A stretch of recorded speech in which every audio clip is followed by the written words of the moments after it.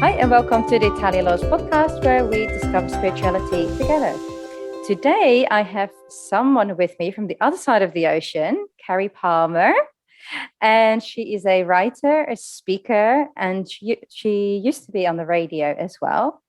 And now she has, the last few years, so much has happened in her spiritual world. And I would love for her to share that with me and with you guys. So hi, Carrie. Hello, Laura. Thank you so much for having me. It's awesome talking with you. Thank you. Thank you for being on our podcast on the other side of the world. It's a big, because you're close to Seattle. Yes. It's a time difference, but we make it work. Yeah. Yes. So tell us about yourself, Carrie. Who are you? What is your life? And why are we talking?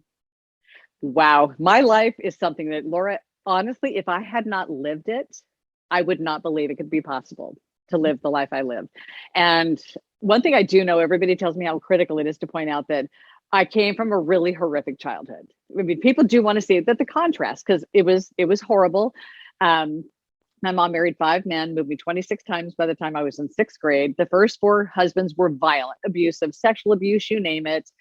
The violence ended the day my mother shot my 4th father. She paralyzed him from the waist down, shot him with a gun. That was the last day of violence. But as anybody who knows, who came from any kind of abuse, you never, that doesn't go away. It's like you can take it's going to stay with you. Yes. So all of my life, I carried the victim card. I was a victim. Anything went on, I was like, oh, you done me wrong. Everybody's out to get me. I blamed everybody. I blamed my mother for everything that went wrong in my life until I realized that I am the sole driver of my bus. Nobody can make anything happen to me but me. I mean, I did quit counseling. I was able to pull myself beyond that and have the sting completely removed from any pain in my childhood to where, even the sexual abuse, I could talk about any of it openly because it was just part of my story.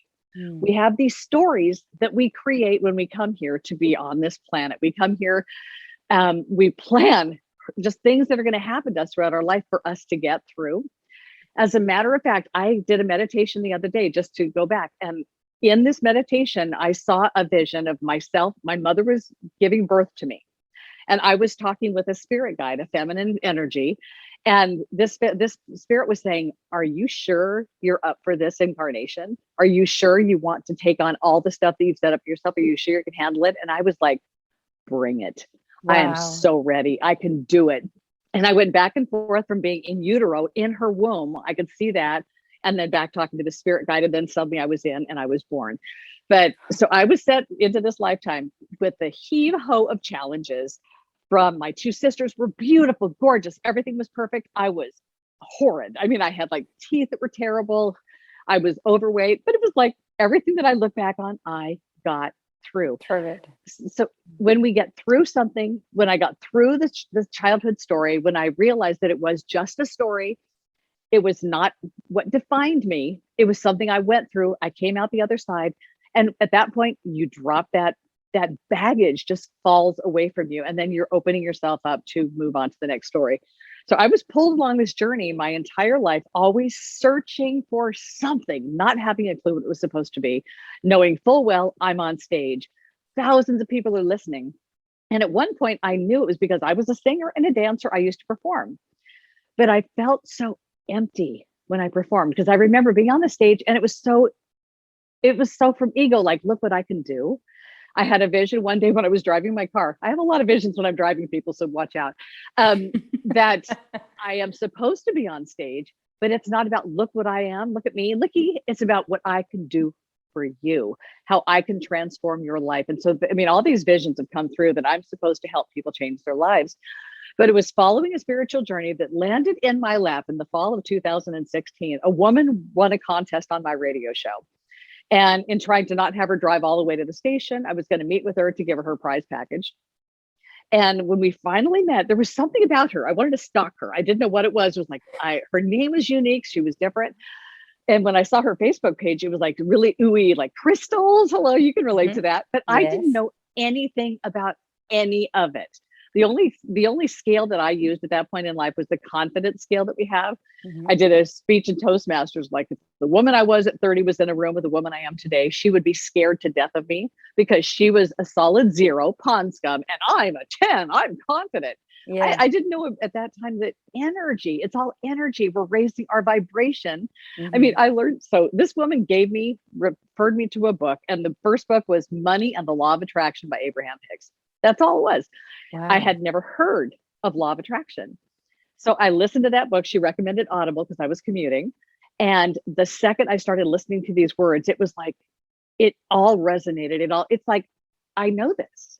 It was a part of me that knew it. Yeah. And then she recommended a second book, and after that I was done. I was weaned from her. But from there, they took me to the next book, the next book, the next book. One of them, I think the third book I listened to was Eckhart Tolle's The Power of Now. And I remember listening to this book, and this man, he's talking, he's so like Zen-like, and he's saying, you just need to be present. You need to just be right now. And I'm like, right, who can do that? I mean, I'm arguing with this guy that's so peaceful. I can't believe him.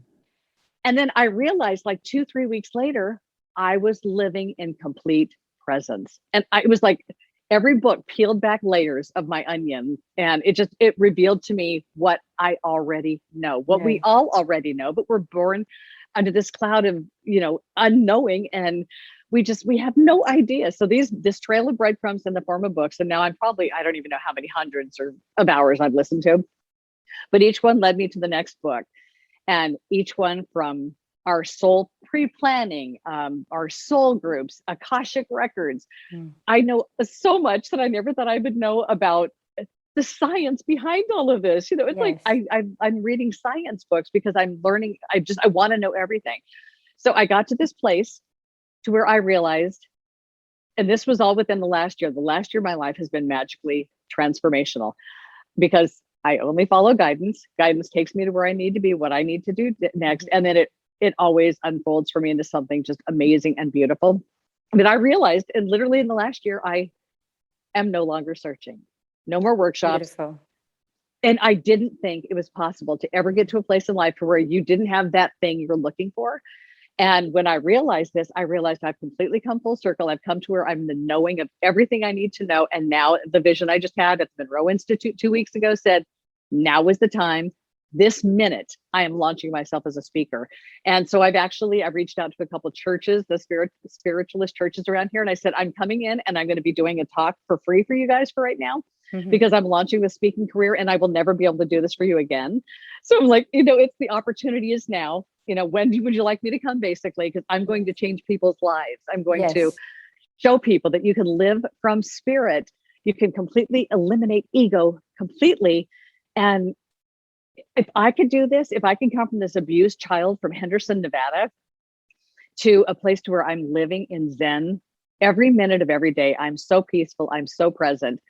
It's a thing we all can get here. And it's like, I know how to do it. Yes. I did it. I found the map, and it's so easy. And it's not like some people get into one thing, like somebody will dive straight into non-duality. It's like they want to sit there and they just om every day. That's all they want to do. That's awesome. They're still doing something. But there's so much more. Yeah. Don't ever stop with one modality, with one type of, the Monroe Institute, Buddhism. Every single thing is going to open you up. But if you close yourself down, you're not going to be guided to go anywhere else. And you're just limiting your perspectives. Yes. So it's just a matter of opening yourself up, going inside, shutting down everything and listening to the voice in your head.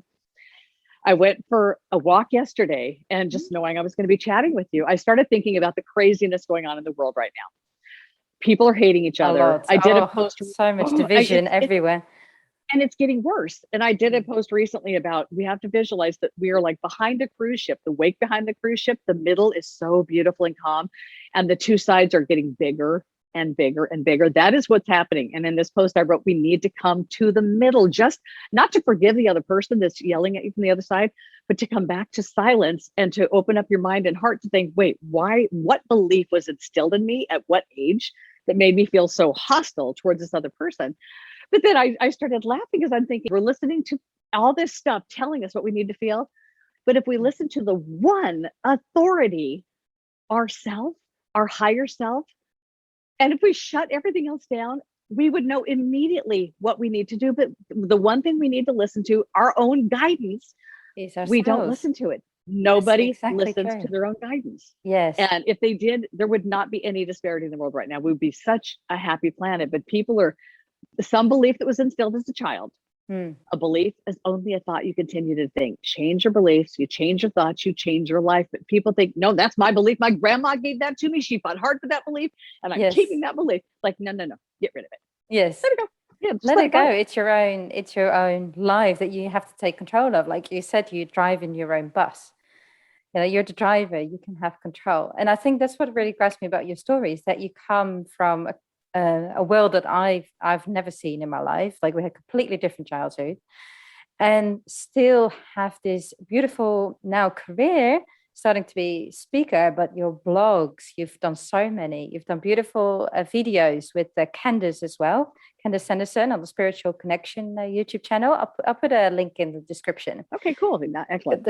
It's because you've got about 49 episodes. Yeah, we're shy of a year. Yep. Yeah. And they're very easy to watch because they're all about 10-12 minutes roughly. So that's, you know, I've got nothing to do for 50 minutes and have a quick look. And there is always something in one of those episodes that I take away from it.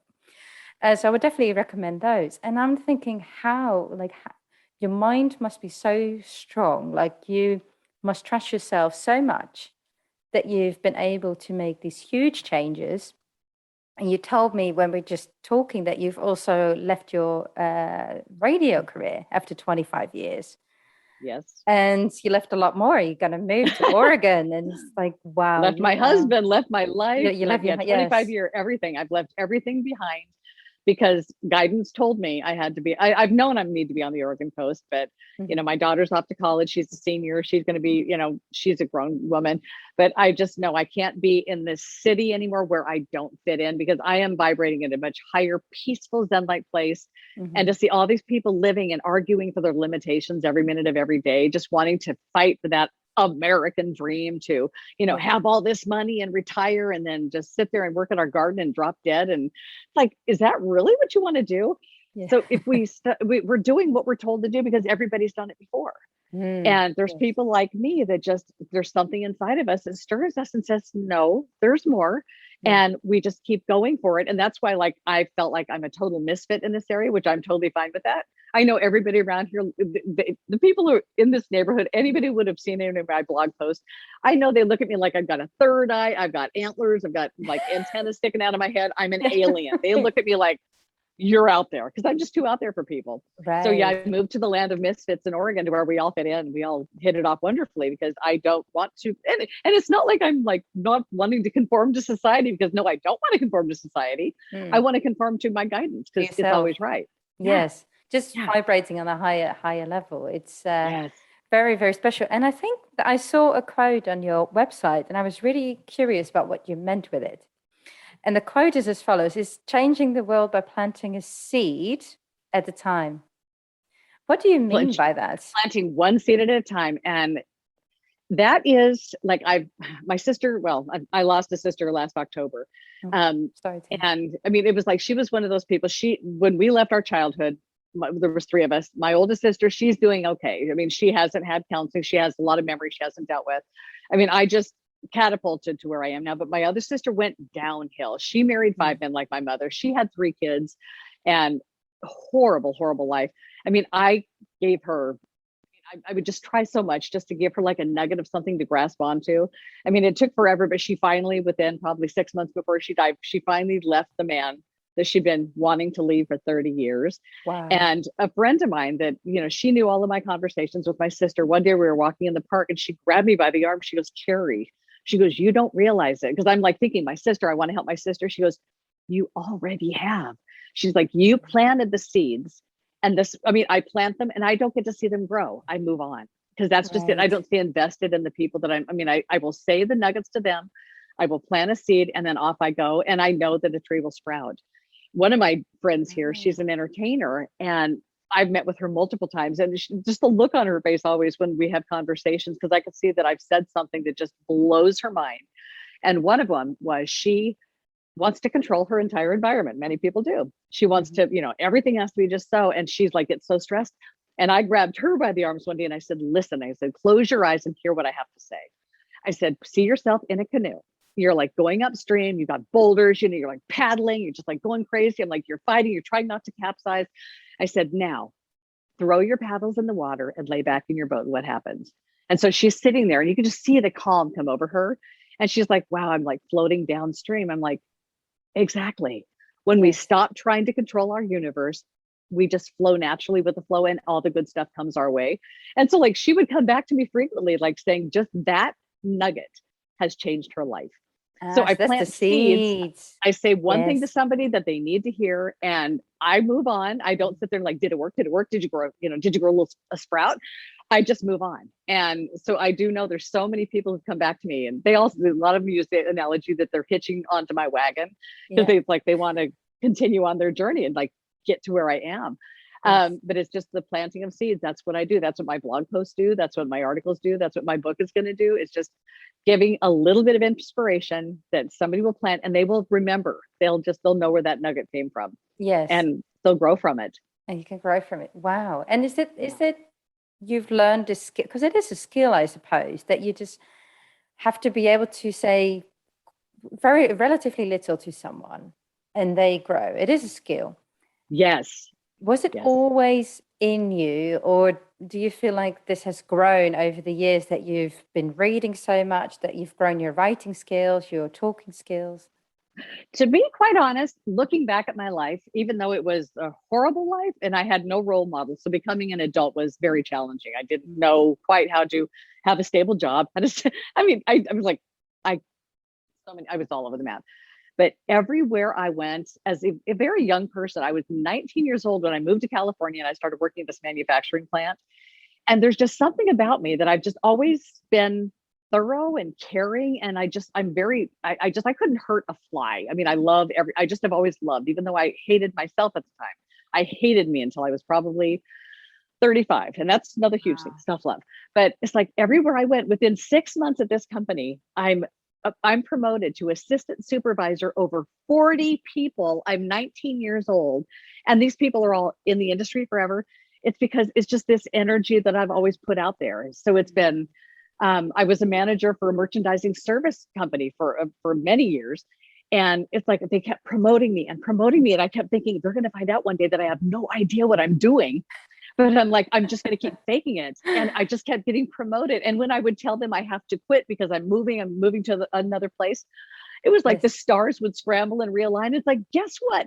We're going to promote you to regional manager and move you there because we need somebody there. And every single time, it was always like, I couldn't make this stuff up. It's like, I can't even quit. I just keep getting more and more. Yeah. So there's always been something inside of me that's been the teamwork thing, the working with others, and it's just been, I think, a genuine love for me about every living thing that it's like, I don't want to see anything in pain. I don't want to see anybody hurting. And that's where I think it's like, if I can just give one nugget of something that will just light a light in somebody, and it does. And it's just, and then so many of these people too, that's how I know that I made a difference, because these are the people I hear from down the road and they're just like, how I changed their lives. And it's like, it's good to hear when you've impacted lives. Yeah, definitely. And I think that's also the purpose of being on Earth. Like I've learned in the last few podcasts, what you just said as well, like our souls come together as a soul circle. Phoebe taught me, and actually the podcast went live today. It's today, the 8th of October. And Phoebe taught me, in the beginning of our lives, the souls come together that are supposed to meet in the human form. And then you go, like you said, you go each way and then you learn. And for the souls that have learned their complete journey, they completed their journey, in the next one, they may not be reincarnated, but they may be spirit guides themselves. Mm-hmm. So maybe this is your last incarnation. Life. You know what? I honestly completely have been knowing that. I've been knowing that. It's like, because I honestly can't imagine that I could have come to this place to feel, I was walking in a park the other day and I remember looking at the ground and I look at stuff and be like, oh, look at that pretty rock. But I remember thinking, it's like, when my life has got to this place where I'm beautifully happy every minute of every day, I don't have any negative emotion. And I'm like, how can it possibly get any better than this? And then it does. And I'm like, I mean, it gets better than phenomenal. It's like, but we can all be here. And that's what my journey is about, to let people know that if you, first of all, stop the madness, turn off your television, don't listen to the news, don't join the collective in the anger that everybody's creating, because it's just getting more hostile. If you shut down, you quiet your mind, you have to do this. This is number one step. First, you have to learn to love yourself. I hated myself. And so that took time, but it was really realizing that I am lovable, and put affirmations all over your house if you need to start. Like, if you can't say I love you, say, how about maybe I can love you? And then you will work up to love. When you realize that we are all love, that's all we are, then you do realize you come from love. And when you get to love yourself, you can't be loved, first of all, by anybody until you are love, you know, because then it's just a need, what we get from each other. We have to come to this place to where you love yourself, and then and I'm pretty crass. You have to shut up. You have to quiet your mind. You do whatever you need to do. For me, I received guidance. So I'll share this story. I received guidance when my daughter went off to college. We have a big old house here, and I work 45 minutes south in Olympia in radio. And I walked in the door one day, and at that point, my husband was the mayor of the town. And it's like, I hate politics. I was like, really? And I got guidance that I needed to move next to where I worked. That was the guidance. It wasn't get a divorce. It wasn't separate. It was just get a place near where I work. And so I'm like, okay. And so I mentioned it to my husband. He's just like, what, you're leaving me? I'm like, no, I'm just getting a place. I mean, nobody can get this but me. But I follow guidance when I get it. Yeah. So I began that September looking for the place that I was going to live. And you'll get to know me. So I'm like looking, and I'm determined. I start before work and after work every single day. I'm looking at apartments and houses and all these places and for sale, for rent, because I have 4 animals and they have to be with me because I'm all of their person. Yeah. And I'm doing this all through December 11th, and I didn't have a place yet. My daughter was getting ready to come home for spring break. A place did magically appear that I was going to settle for. And then I just, you know what, I'm like, I'm throwing in the towel. I'm waiting until after the new year. The day my daughter was driven back to school in January 7th, I get a text message while I'm at work. Hey, are you still looking for a house in Olympia? And immediately I'm like, oh, you dodo. I know more than anybody, the more we try to make stuff happen, the more I'm out there trying to create this environment that I'm supposed to have, the more we're pushing it away. It can never come near us because we're trying so hard to find it. The second my daughter was gone, I get this text message. So I said, can I meet you after work today? He said, yes. As I'm driving down this street in Mayberry, it was just like, I'm like, oh my God, this is where I'm living. And I mean, I just knew immediately that was it. I walked in, I saw the man. I'm like, oh my God, it was perfect. Wow. So I moved into this house in February 8th of that year, 2019. And I didn't know why I did it. I just knew I had to move in. And so I moved and I start walking to work. And then that's when I met Candace Sanderson. I read her book and I was guided. I'm like, I'm going to send her an email. So we start communicating. Next thing you know, we're doing a video channel. But I received guidance so I moved there in February. In April, I was guided to call my husband at the time and say, apparently you and I need to go on a backpacking trip. And he's excited, like, oh, cool. But I'm like, you know what? I hate backpacking. Can we do day trips? So my guidance told me I needed to go backpacking with him, but I'm arguing, like, no, I don't backpack. I'll just go hike. So he was like excited to do it. So we went on, I don't know, 7 or 8 hikes that summer, and it brought us to such a connection, one that we had not had in 20 years. Wow. I was so madly in love with this man again. I was like, oh my God, I want my husband. So that happened through the summer. In October of that year, I was going about my business and I got guidance to go to Michael's and buy paint and canvas. And I'm like, what? That's random. But what do? I go to Michael's, I got my 40% off coupon, and I get canvas and paint brushes. I set it all on the table. I'm like, are you kidding me? I'm like, now what do I do with this? Ding, I got a text message. A friend in Texas sends me a message saying, look what my mom does. A video of how she does this new pouring technique with fluid art. And I'm like, that's it. So I now am starting to play with all this paint and everything. So I've got my painting. I've got this man that I'm so madly in love with. And then it comes around to my lease is coming up due. And of course I'm moving back home. I love my husband. I want to be with him eternally. So my daughter's coming home for spring break. She's going to have an elective surgery. I'm moving back into the house. We're all three in the house, doors locked. 2 days after we move in, we are in lockdown from a pandemic. So literally, Wow. I mean, my life is, it's like the pandemic could not have been more custom designed for, it's like I designed the best experience. So now for the entire pandemic, I am painting. I had an art studio and that's all I did. I painted. I would have gone nuts because as you've deduced, I've got a little bit of energy. Just a little bit. I mean, so just following all this guidance, it brought me to this place of absolute bliss. And then it brought me to this place of way too much inventory. Mm-hmm. And now I've got a gallery on the Oregon coast selling my art. I'm a paid artist now. It's like I've created paintings and jewelry and I've got tables and all kinds of stuff I painted. And I have a gallery. I'm like, how did this happen? It's just me following the guidance that comes to me. Literally. Creates this incredible life. Wow. It's all guidance. That is incredible. But because you help people with that as well. And with your, well, in many ways, like I said, with your blogs, with your writing, you've got another book coming, you're speaking, and people can meet you as well. Like, can they do consultations with you as well? Absolutely. Yeah. On my website, which is just caripalmer.com, you can, you can get advance notice for when the book is done. If you want to book a speaking engagement, it's there as well. And then also one-on-one consultation. And I do that every minute of every day. I find myself, it's like I'm consulting constantly and I don't do, it's like I'm just doing it because somebody needs something.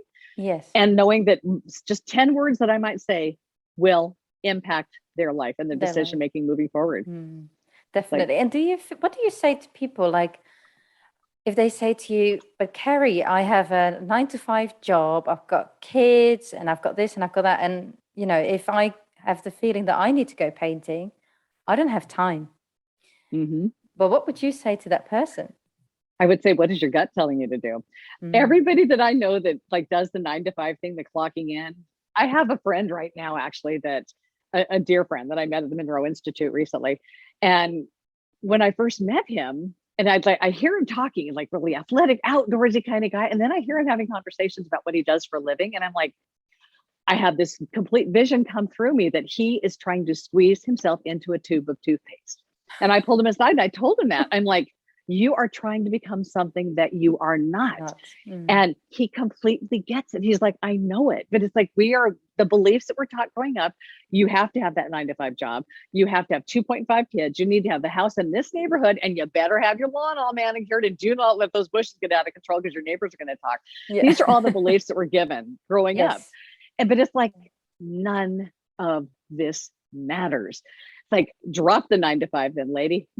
Love those kids to pieces. Show them that you do not have to clock in to go do a job, that whatever comes to you inspirationally, if you think you want to be painting, you don't want to be clocking in and out, I'm sorry, drop the job, start doing what your guidance is going to tell you to do, and you will never fail. One of the biggest, the way I put it to people all the time is twice in my life, I've had these huge intersections that I get to. Once I was married previously to a man that it's a miracle story how I met him, but I manifested him. It was all a miracle.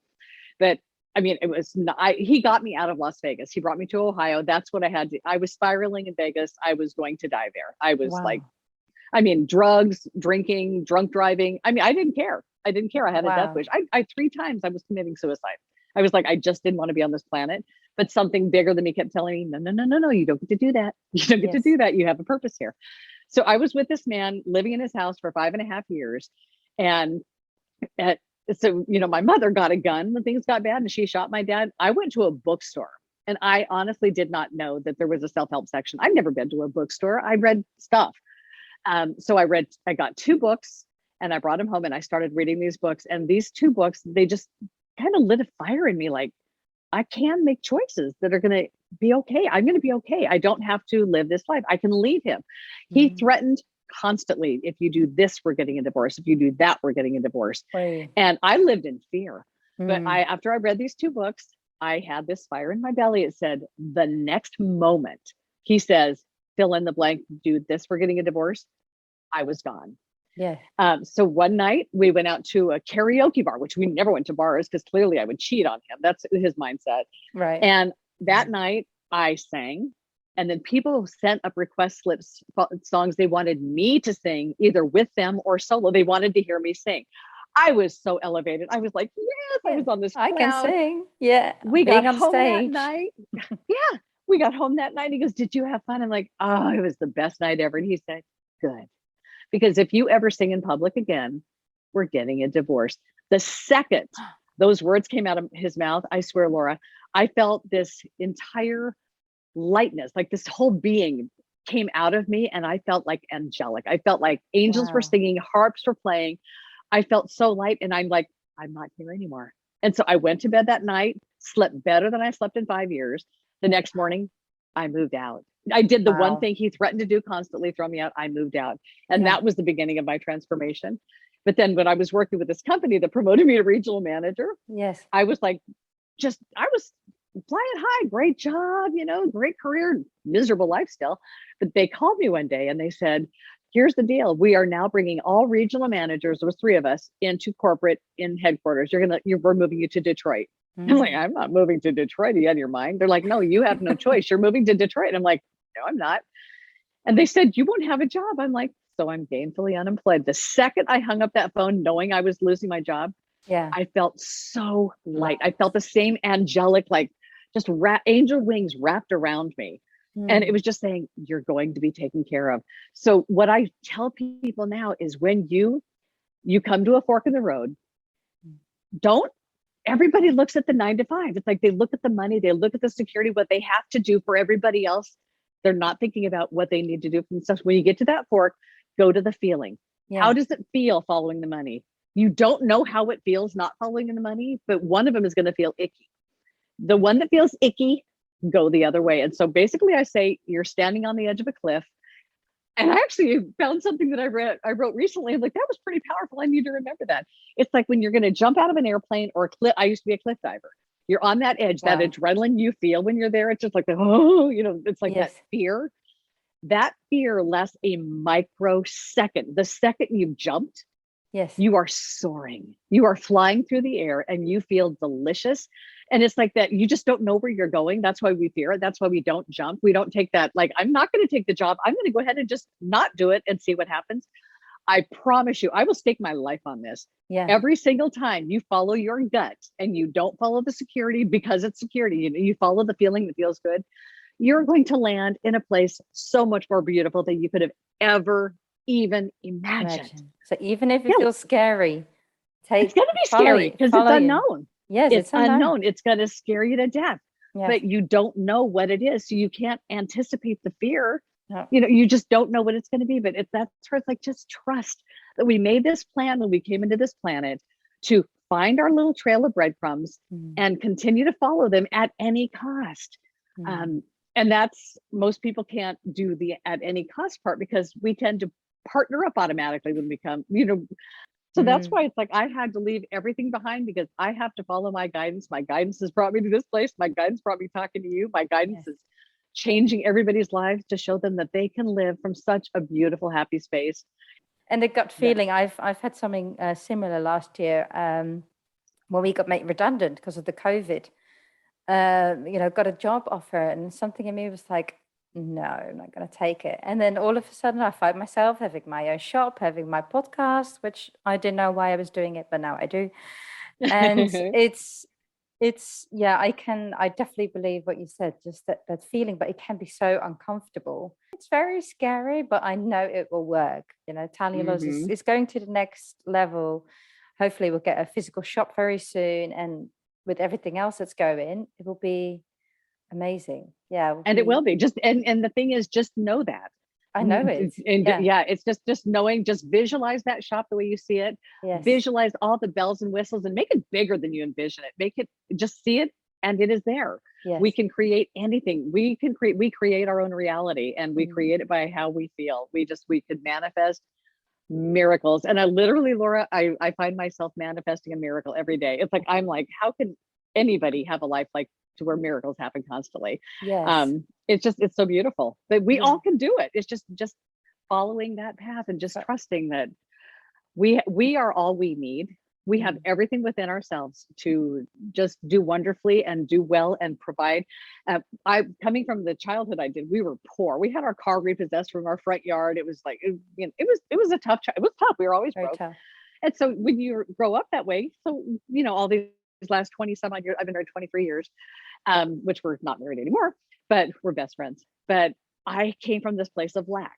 And so we were fine. We were financially, we were totally fine. I was working, he was working. We were plenty abundant, but it was that old messaging that, we shouldn't buy that. It's too much money. It's like, I just kept keeping this with me. But when I was guided to move to the place in Olympia, I realized that belief was gone, because there's no way I would have signed up to go pay like an additional mortgage, basically. Yeah. I'm like, and he's like, well, can we afford it? I'm like, I went from this place of lack to this place of feeling abundant. And it's like, when you feel it, it's like money makes its way to me constantly. So it's like, it just changed how you feel when you have an old belief that, we'll never have enough. You hold on to those beliefs. Yeah, you manifest it. So, but when you flip the script too, here, when I went to Sedona, I went there for a week, and I remember standing on top of these rocks, just screaming, clarity now. I went there for clarity. Like, what am I supposed to do with my life? And this is what my book is all going to be about, was this transformation Sedona brought to me. So what was delivered to me in Sedona was abundance in the form, and I guess I could just say, of love. So because we all think it's abundance, it's about money and financial security, because we're humans and we have to have X amount of money. That trip showed me that we can get things, we can be filled with abundance in so many other ways. And it's not about money. Like you said, prosperity and abundance is not necessarily having a Ferrari or whatever.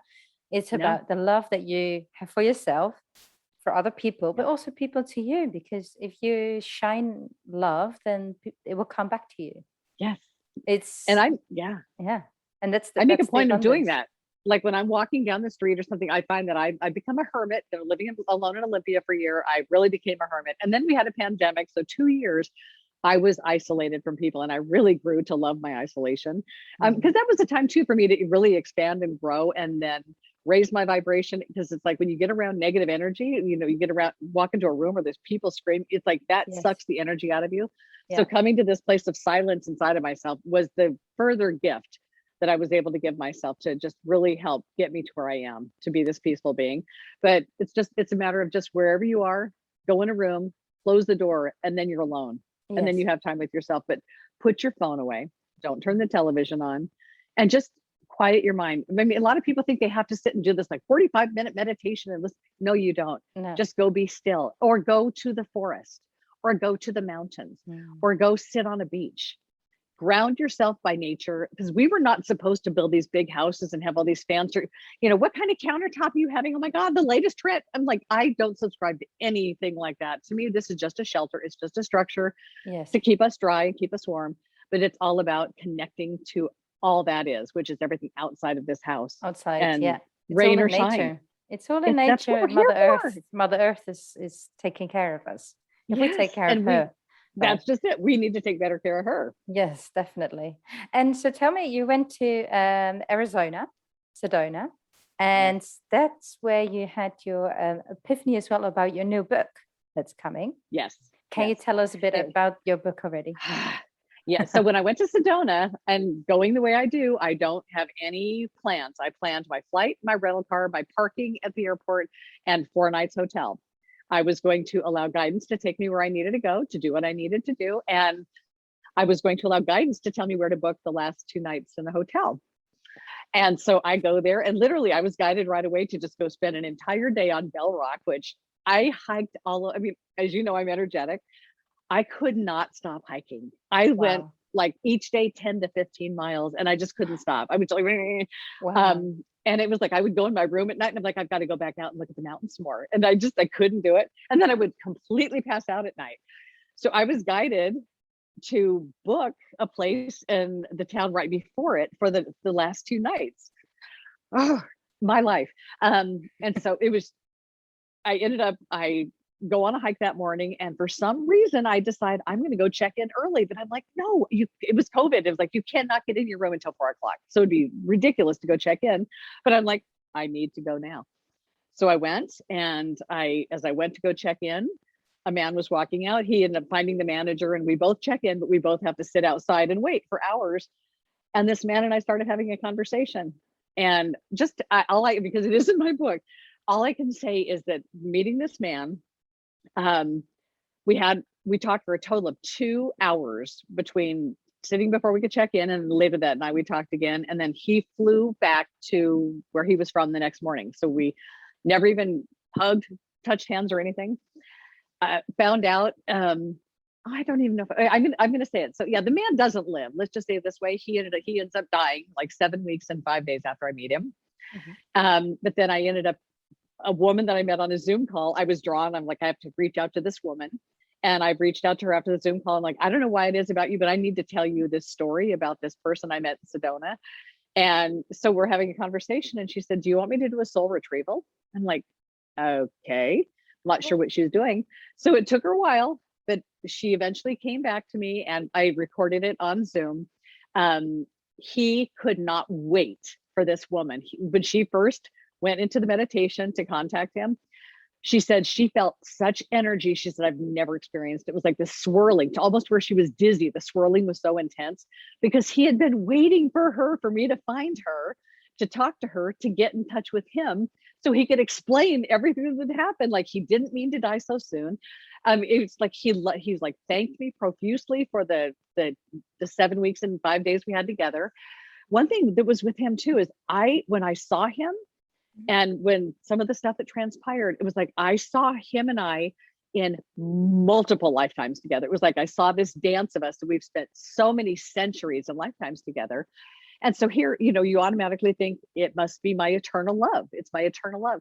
And he let her know, and somebody else since then, 2 people have talked to him, that no, we were not supposed to be together in this lifetime. But the last thing he had to do before he died was meet me. So he flew from Boston to Sedona. I fly from Seattle to Sedona. I booked this place to where we meet. We talk for a few hours, and then he could go back, and then he was able to die. But he had to meet me before he died. So when he died, he visited with his loved ones, and then he said, I can't stay. I need to go down and help Carrie. He is my ghostwriter for my book. I mean, it's like literally, wow. I have a ghostwriter helping me write my book, and it's not a ghostwriter; it's a real ghost. So the story is just so magical. It's like why he came into my life. Yeah. And so in the whole book is about, the title is Only Beautiful Things Happen to Me. And it's about how following guidance and listening to guidance and trusting guidance will lead you to just a beautiful and incredible life. Carrie, your life is, I think, probably it's nuts. It's one of the biggest roller coasters I've probably ever seen. But I also get that you've lived almost everywhere in the States. My move to the Oregon coast is my 99th move. No. The cat, yes. And it's funny because I'm like visualizing number 100 is going to be the house on the water. So I can just see the water and feel the water and hear the energy of the water for the rest of my life, because that's where I'm plugged in. Yes. I just stand on the side of the ocean and I could it's like the world's biggest charger gets plugged in, like just the energy I get from it. Just being in nature for me, it's such a beautiful gift. And when you get here too, it's like we have our limited 5 senses as humans. When you start living from spirit, everything is so unlimited. It's like everything, you could see it, taste better, feels better, sounds better. Yeah, you just live from a completely different perspective. And we can actually do this while we're alive in this lifetime. Just, shedding the whole human story, knowing everything was a story we came here to get through. All the world is a stage. Shakespeare totally had it right. Yes. It's just we're acting out these roles we came here to do. And when you just think, you know what, I'm just going to have fun with it. It's an earth game. Just have fun with it. Push yourself. Like, how far can you possibly go? Because we are unlimited beings. Wow. We're unlimited. We can do or be anything we want to do. Absolutely beautiful, Carrie. I think it's very inspirational. And if they're stuck or any, you can always reach out to Carrie. Yes. I'll put your website and your the YouTube videos that you do with Candace as well, all in the description so people know to find you. And Yeah. your book, do we know when it's coming out already or not yet? Yes, actually, I am doing really well with it. I fully expect to be done by the end of the year. So Wow. yeah, it's getting it's getting been there. beautiful. Yeah. Yes. I mean, just yeah, like I just that's why it's like I know when people get to meet me, they will see my story. They will see that first of all, I'm authentic because Mhm. everybody who knows me, who's watched me go through this journey, I mean, especially my former husband and my daughter, they see me as like they saw me when I was volatile and human and like emotional and all these things. And now they see me as this Zen master. So Yes. it's like people who've been there from the beginning of the journey to where I am now. There's no denying that, No. you can get to this place. Yes. And it just, we can live from here. We can actually live our life. And so I know now I can live as long as I want to live. I see myself a good 40, 50 years left, Yes. changing lives, touching lives, just showing people that I can do this. If I could do this, because I was just a little abused girl from Henderson, Nevada, we all can get here. And it's just, Definitely. yeah, it's just all the stuff that we're told as humans. It's the big, yeah, what we're told, what we're supposed to do versus what we feel we're supposed to do. Go with the feelings. Go with the feelings and you'll never be let down. You'll Yeah, follow never, the guidance. ever. Yes, that's Follow the everything is guidance. follow the guidance. Yes. Yeah. Wow, Carrie. I want to thank you so much for this. It's to me it's super inspirational. It's like, well, when I have a little bad day, then I just think, do you know what? I will get over it. I will get over it. Mhm. I just have to And follow that's what myself. I tell everybody. It's like if I talk to a friend Follow that they've it. had a bad day, I'm like, just call me, give me 2 minutes, and your day's different. And And they it's- know that. They yes. do. I have a Well, lot you of people who do call a lot, and it's like that's why I'm here. Yeah, I'm you here. have I don't. incredible energy. That sounds absolutely like bliss, like nirvana as well, as they Mhm. say. It I think is you've reached nirvana. nirvana. It sounds like I it. have. Yes, Yeah, it sounds that's in like the it. first chapter of my book. It's like, Oh, there we I go. have arrived. If you could win at being human, I won. I rang the bell. I grabbed the brass ring. I won, and now I'm Wow. sharing it with everybody. Thank you so much, Carrie, and have a wonderful weekend. Thank you so much, Laura. Look forward to hearing it. Oh, thank you. Thank you so much for listening to the Tali Loz podcast. Next week, Becky is back, and she is going to talk about sound healing. See you then.